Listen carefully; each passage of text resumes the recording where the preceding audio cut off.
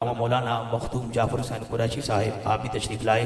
میں صمیم قلب سے خوش آمدید کہتا ہوں اور میں قبلہ کو آپ کی خصوصی سماعتوں کے حوالے کر رہا ہوں۔ دو تین جملے میں قبلہ کی موجودگی میں آپ کی خصوصی سماعتوں کے حوالے کرنا چاہتا ہوں۔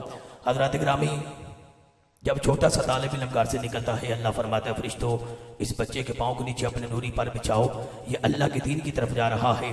حضرات اس وقار بخاری شریف کا حوالہ دے رہا ہوں، باب العلم فضیلت طالب علم کا حوالہ دے رہا ہوں۔ جب چھوٹا سا طالب علم گھر سے نکلتا ہے، اللہ فرماتا ہے فرشتوں اس بچے کے پاؤں کے نیچے اپنے نوری پر بچھاؤ، یہ اللہ کے دین کی طرف جا رہا ہے۔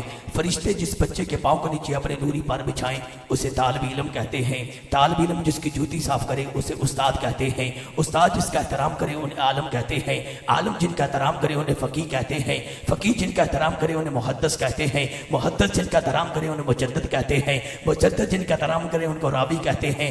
راوی جن کا احترام کرے انہیں تبع تابعین کہتے ہیں۔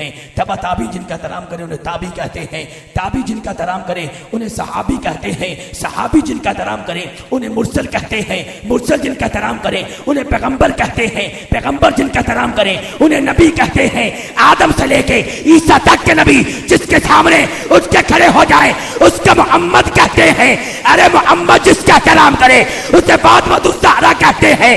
فاطمہ الزہرا جس کا احترام کرے اسے علی کہتے ہیں۔ علی جس کا جھک کر سلام کرے جناب اسے ابو طالب کہتے ہیں۔ علی جس کا جھک کر سلام کرے جناب اسے ابو طالب کہتے ہیں۔ میں پھر کہنے دیجئے کہ جس کو علی کے در سے عقیدہ نہیں ملا، قبلہ شاہ جی تیرے قدمات ہاتھ رکھ کے جملہ پیش کر رہا ہوں کہ جس کو علی کے در سے عقیدہ نہیں ملا، ملا ملا مگر مولا نہیں ملا۔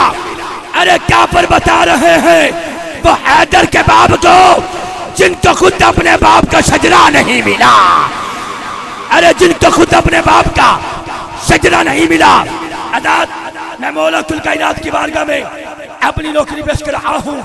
علی وہ ہے جہاں ساری بلندیاں ختم ہو جاتی ہے، جس بلندی سے جس کی ابتدا ہوتی ہے اسے علی کہتے ہیں۔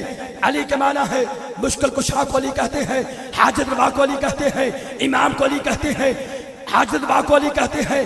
عداد بکر میرے آقا نے فرمایا انا مدینۃ العلم وعلی جنبابها، میں علم کا شہر ہوں، علی اس کا دروازہ ہے۔ عداد بکر